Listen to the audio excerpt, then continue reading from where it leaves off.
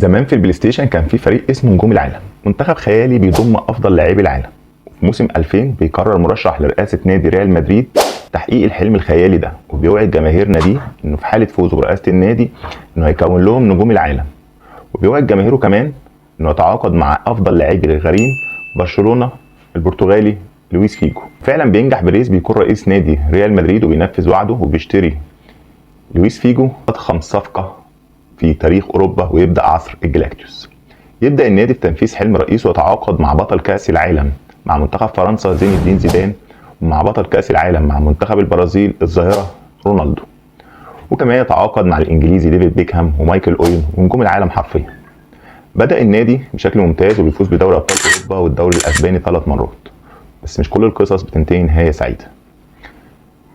عايز بس اوضح توضيح بسيط.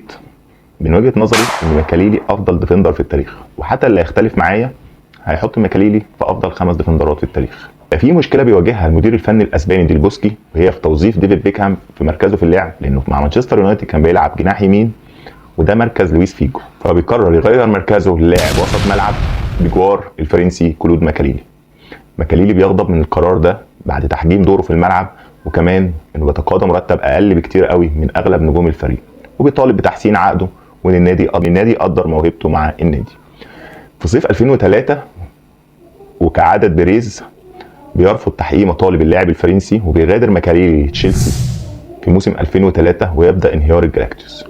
حلم نادي ريال مدريد بتكوين ابطال العالم فريق واحد فعلا حصل، ولكن بقرار فني خطأ اجمع عليه اغلب نجوم العالم، وهو رحيل الفرنسي كلود ماكاليلي، يبدا يسقط نادي ريال مدريد في تغيير مدربين وفي رحيل لاعبين وفي شراء لاعبين ما لهمش مكان في الفريق، وينتهي عصر الجلاكتيوس في 2006 برحيل صاحب الحلم فلورنتينو بيريز، وكمان انتهاء عصر الجلاكتيوس. السلام عليكم.